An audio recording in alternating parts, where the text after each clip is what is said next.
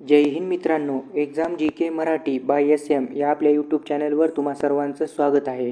तर पहा मित्रांनो, आपण राज्यघटना व पंचायत राज या दोन टॉपिकवर प्रिव्हियस इयरला जे प्रश्न विचारण्यात आलेले होते आणि संभाव्य प्रश्न हे आपण या व्हिडिओच्या माध्यमातून घेत आहोत. मागच्या व्हिडिओमध्ये आपण जवळपास 50 प्रश्न या घटकावर पाहिलेले आहेत आणि त्याच्यानंतरचे 50 प्रश्न आता आजच्या व्हिडिओमध्ये आपण पाहणार आहोत.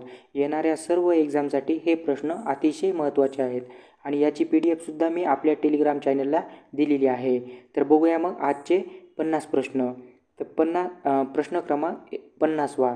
भारतीय संविधानात एकेरी नागरिकत्व ही तरतूद खालीलपैकी कोणत्या देशाकडून स्वीकारण्यात आलेली आहे? बघा, एकेरी नागरिकत्व ही तरतूद कोणत्या देशाकडून स्वीकारण्यात आलेली आहे? तर ही जी तरतूद आहे ही ब्रिटनकडून स्वीकारण्यात आलेली आहे.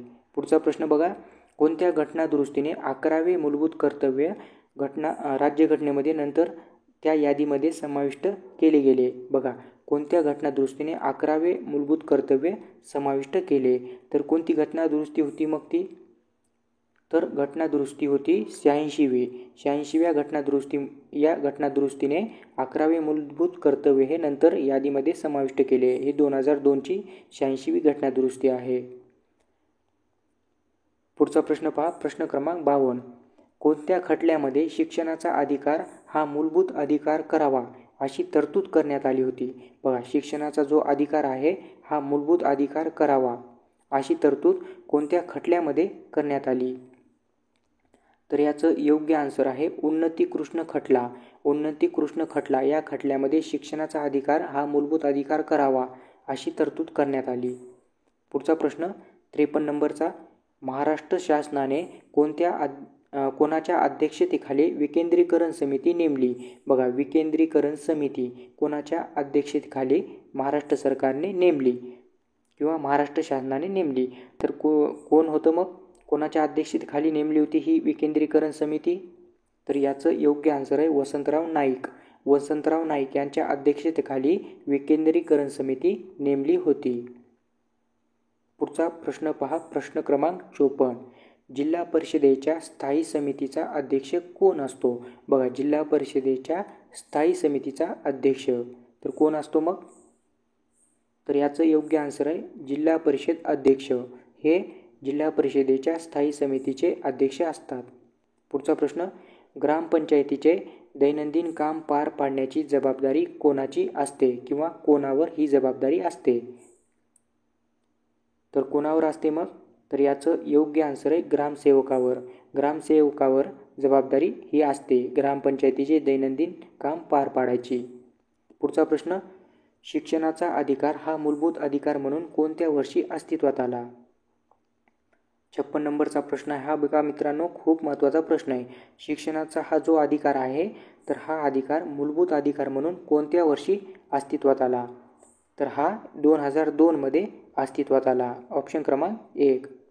बघूया पुढचा प्रश्न, प्रश्न क्रमांक 57. आंतरराज्य परिषदेची स्थापना कोणत्या वर्षी करण्यात आली? बघा, महत्त्वाचा प्रश्न आहे. आंतरराज्य परिषदेची स्थापना तर कोणत्या वर्षी करण्यात आली मग? तर याचा आन्सर आहे 1990ला. आंतरराज्य परिषदेची स्थापना 1990ला करण्यात आली. पुढचा प्रश्न, सर्वोच्च न्यायालयातील न्यायाधीश संख्या कोणाद्वारे निश्चित केली जाते? बघा, सर्वोच्च न्यायालयातील न्यायाधीशांची जी संख्या असते तर ती कोणाद्वारे निश्चित केली जाते? तर याचं योग्य आन्सर आहे संसदेद्वारे.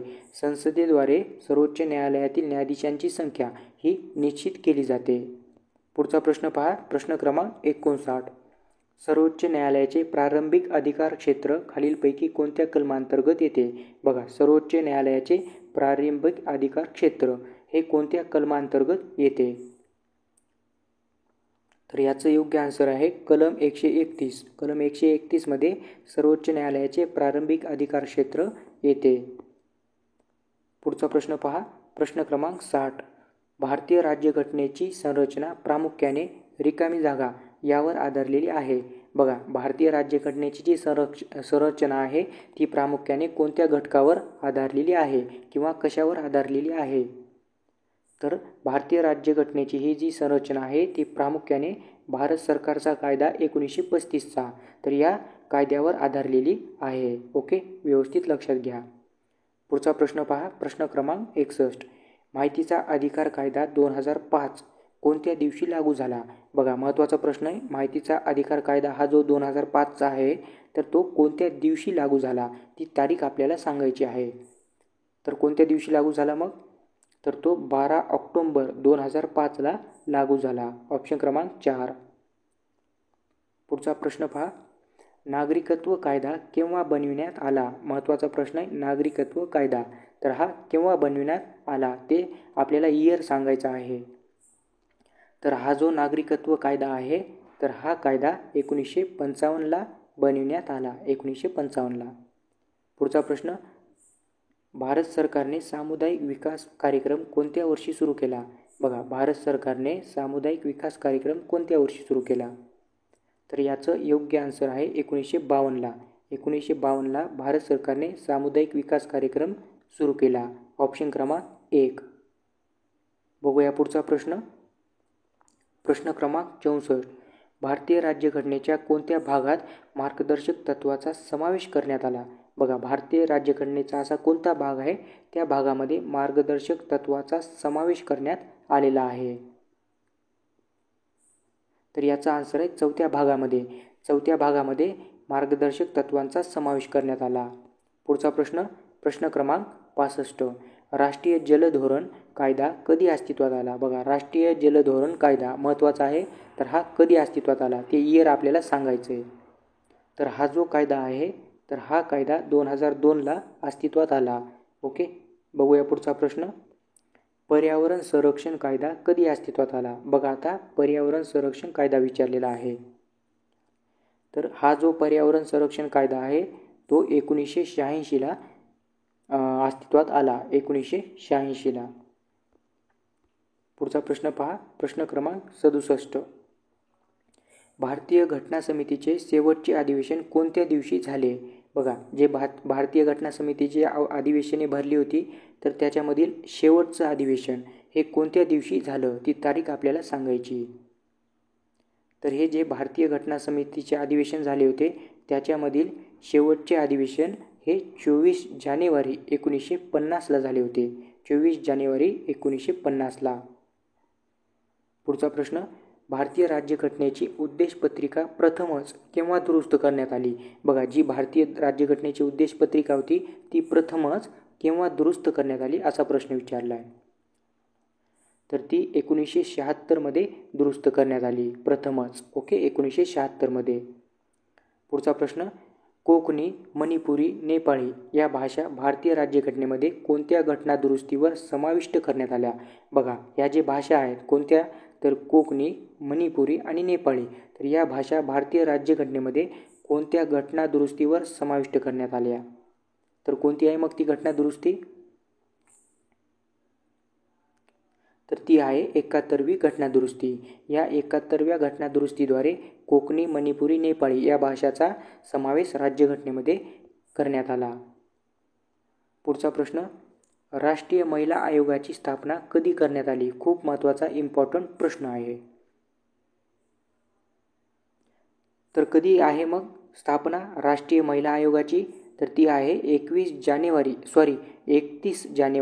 1992.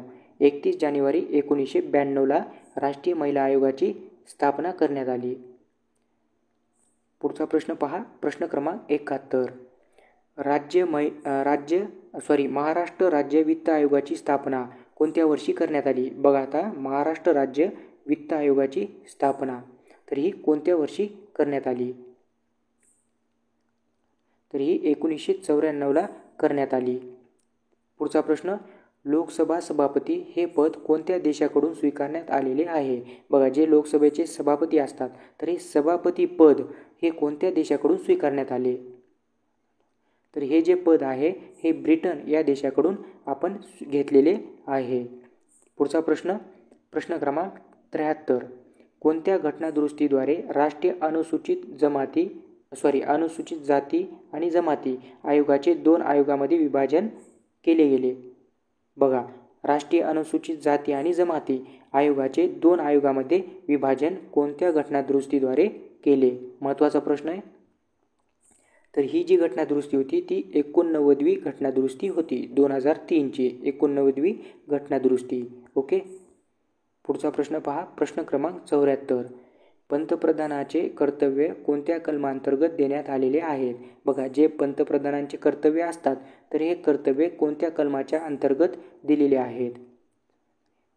तर हे जे कर्तव्य आहे ते कलम 78 मध्ये दिलेले आहेत. पंतप्रधानांचे कर्तव्य कलम 78. पुढचा प्रश्न पहा, प्रश्न क्रमांक 75.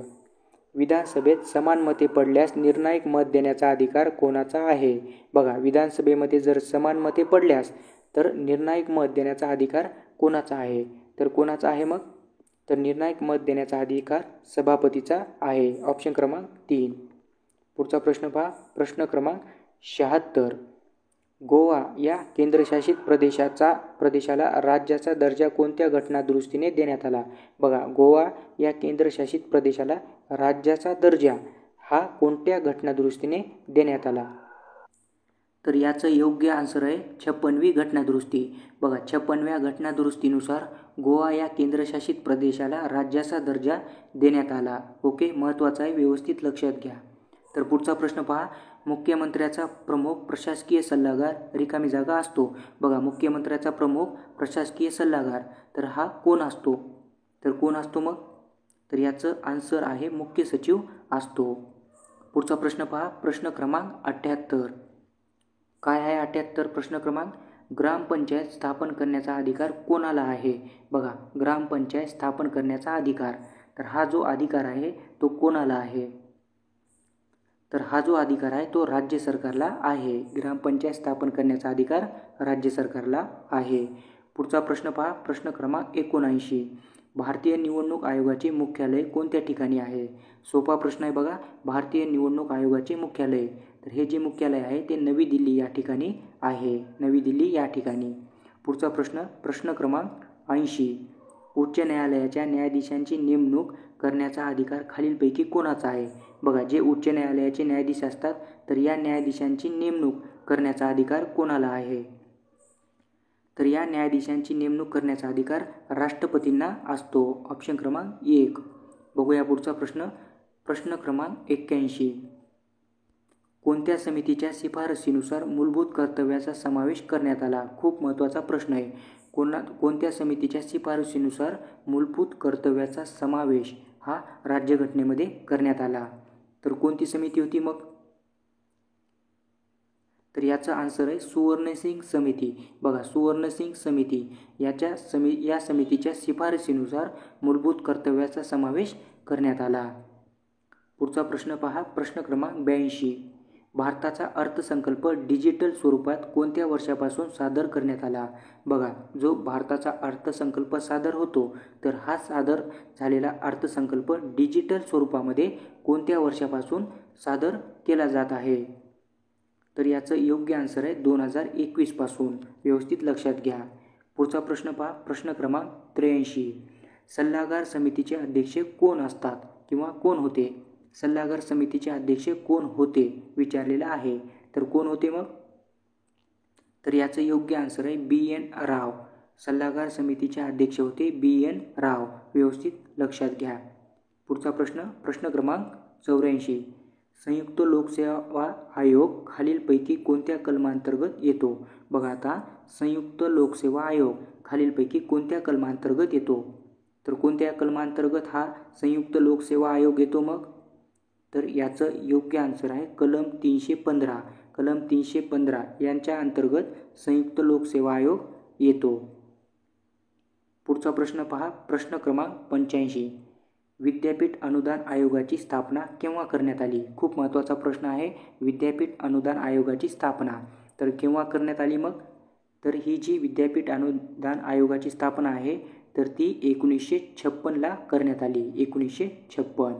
बघूया पुढचा प्रश्न, प्रश्न क्रमांक 86. कार्यालयीन भाषा खालीलपैकी कोणत्या कलमांतर्गत येते? बघा, कार्यालयीन भाषा कोणत्या कलमांतर्गत येते? तर कोणत्या येते मग?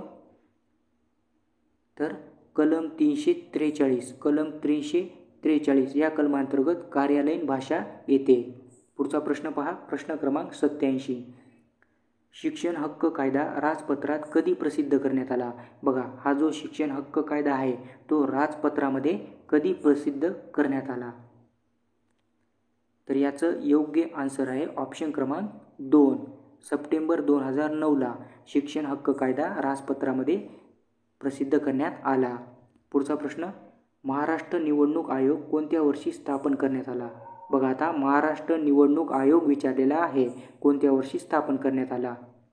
तर याचं योग्य आन्सर आहे 26 एप्रिल 1994. 26 एप्रिल 1994ला महाराष्ट्र निवडणूक आयोगाची स्थापना झाली. ओके, महत्त्वाचा प्रश्न होता, व्यवस्थित लक्षात घ्या. पुढचा प्रश्न पहा, प्रश्न क्रमांक 89. राष्ट्रीय मानवाधिकार आयोग कोणत्या वर्षी अस्तित्वात आला? किंवा राष्ट्रीय मानवाधिकार आयोगाची स्थापना कोणत्या वर्षी झाली? खूप महत्त्वाचा प्रश्न आहे. तर याचं योग्य आन्सर आहे 12 ऑक्टोंबर 1993ला. 12 ऑक्टोंबर 1993ला राष्ट्रीय मानवाधिकार आयोगाची स्थापना झाली. पुढचा प्रश्न पहा, भारतातील सार्वत्रिक निवडणुकीमध्ये कोणत्या वर्षी मतदाराचे वय 21 वरून 18 करण्यात आले? बघा, खूप महत्त्वाचा प्रश्न आहे हा, इम्पॉर्टंट असल्यामुळे मी सुद्धा हा डबल प्रश्न घेतलेला आहे, वेगवेगळ्या प्रकारे विचारण्यात आलेला होता म्हणून. बघा, भारतीय सार्वत्रिक निवडणुकीमध्ये कोणत्या वर्षीपासून मतदाराचे वय 21 वरून 18 करण्यात आले? कोणत्या वर्षी करण्यात आले? तर याचं योग्य आन्सर आहे ऑप्शन क्रमांक 2, 1989 पासून. 1989 या वर्षी मतदाराचे वय 21 वरून 18 करण्यात आले. पुढचा प्रश्न पहा, प्रश्न क्रमांक 91. न्यायिक पुनर्विलोकन या तत्वाचा समावेश कोणत्या कलमांतर्गत येतो? बघा, न्यायिक पुनर्विलोकन या तत्वाचा समावेश, तर हा कोणत्या कलमांतर्गत येतो? तर याचं योग्य आन्सर आहे कलम 13मध्ये. कलम 13मध्ये न्यायिक पुनर्विलोकन या तत्वाचा समावेश करण्यात आलेला आहे. पुढचा प्रश्न पहा, प्रश्न क्रमांक 92. न्यायिक पुनर्विलोकनाचे तत्व कोणत्या देशाकडून स्वीकारले आहे? बघा, आता वर काय विचारलं होतं, न्यायिक पुनर्विलोकनाचा या तत्वाचा समावेश कोणत्या कलमांतर्गत येतो? तर याचं उत्तर काय होतं, कलम 13. तर आता काय विचारलं, न्यायिक पुनर्विलोकनाचे तत्व कोणत्या देशाकडून आपण घेतलेले आहे, स्वीकारलेले आहे, हे विचारलेलं आहे. तर कोणत्या देशाकडून घेतलेले आहे मग? तर याचं उत्तर आहे अमेरिकेकडून हे न्यायिक पुनर्विलोकनाचे तत्व आपण स्वीकारलेले आहे. पुढचा प्रश्न पहा, प्रश्न क्रमांक 93. अनैतिक व्यापार प्रतिबंधक कायदा कोणत्या वर्षी अस्तित्वात आला? बघा, अनैतिक व्यापार प्रतिबंधक कायदा कोणत्या वर्षी अस्तित्वात आला? तर याचं योग्य आन्सर आहे 1956ला. 1956ला अनैतिक व्यापार प्रतिबंधक कायदा अस्तित्वात आला. पुढचा प्रश्न पहा, लोकसभेचा सभापती हे पद कोणत्या देशाकडून स्वीकारण्यात आले आहे? बघा, लोकसभेचा सभापती हे पद कोणत्या देशाकडून आपण स्वीकारलेले आहे? तर याचं योग्य आन्सर आहे लोकसभेचा सभापती हे पद आपण ब्रिटन या देशाकडून स्वीकारण्यात आलेले आहे. ब्रिटन या देशाकडून. पुढचा प्रश्न पहा, भारतीय संविधानाच्या कोणत्या कलमात मुख्यमंत्री यांच्या कर्तव्ये स्पष्ट केलेले आहेत? बघा, मुख्यमंत्री यांचे कर्तव्य कोणत्या कलमामध्ये स्पष्ट केलेले आहेत? तर याचं योग्य आन्सर आहे कलम 167. कलम 167 मध्ये मुख्यमंत्र्यांचे कर्तव्य स्पष्ट केलेले आहे. पुढचा प्रश्न पहा, प्रश्न क्रमांक 96. खालीलपैकी कोणत्या कायद्याअंतर्गत संघसूची, समवर्ती सूची आणि राज्यसूची अशा 3 विषयाचे विभागणी करण्यात आलेली होती? बघा, संघसूची, समवर्ती सूची आणि राज्यसूची अशा 3 विषयाची विभागणी कोणत्या कायद्याअंतर्गत करण्यात आली होती? तो कायदा कोणता आहे? तर याचं योग्य उत्तर आहे 1935चा भारत सरकार कायदा. बघा, 1935चा कायदा भारत सरकारचा. ओके, याद्वारे संघसूची, समवर्ती सूची आणि राज्यसूची या कायद्याअंतर्गत या 3 विषयाची विभागणी करण्यात आली होती. पुढचा प्रश्न पहा, प्रश्न क्रमांक 97. 13 डिसेंबर 1946 रोजी रिकामी जागा यांनी भारताच्या घटना समितीमध्ये उद्दिष्टांचा ठराव मांडला. बघा, तारीख व्यवस्थित लक्षात घ्या. 13 डिसेंबर 1946 या दिवशी रिकामी जागा यांनी भारताच्या घटना समितीमध्ये उद्दिष्टांचा ठराव मांडला. तर कोणी मांडला मग? तर याचं योग्य आन्सर आहे पंडित जवाहरलाल नेहरू. पंडित जवाहरलाल नेहरू यांनी 13 डिसेंबर 1946 रोजी भारताच्या घटना समितीमध्ये उद्दिष्टांचा ठराव मांडला. पुढचा प्रश्न पहा, प्रश्न क्रमांक 98. कोणत्या घटनादुरुस्तीने लोकसभेचा कार्यकाल 6 वर्षावरून 5 वर्ष करण्यात आला? बघा, लोकसभेचा कार्यकाल 6 वर्षावरून 5 वर्ष करण्यात आला. तर ती घटनादुरुस्ती कोणती आहे? तर ती घटनादुरुस्ती आहे 44वी घटनादुरुस्ती, ऑप्शन क्रमांक 3. पुढचा प्रश्न पहा, राष्ट्रीय मतदार दिवस दरवर्षी केव्हा साजरा केला जातो? खूप महत्त्वाचा प्रश्न आहे हा. राष्ट्रीय मतदार दिवस दरवर्षी केव्हा साजरा केला जातो? तर हा जो राष्ट्रीय मतदार दिवस आहे तर हा 25 जानेवारी रोजी साजरा केला जातो. पुढचा प्रश्न पहा, प्रश्न क्रमांक 100. बालकामगार प्रतिबंध नियंत्रण अधिनियम कोणत्या वर्षी अस्तित्वात आला? बघा, बाल कामगार प्रतिबंधक नियंत्रण अधिनियम हा जो अधिनियम आहे तर हा कोणत्या वर्षी अस्तित्वात आला? तर याचं उत्तर आहे ऑप्शन क्रमांक 3, 1986ला. 1986ला बालकामगार प्रतिबंधक नियंत्रण अधिनियम अस्तित्वात आला. पुढचा प्रश्न पहा, शेवटचे 2 क्वेश्चन राहिले. अनुसूचित जाती अनुसूचित जमाती अधिनियम कोणत्या वर्षी अस्तित्वात आला?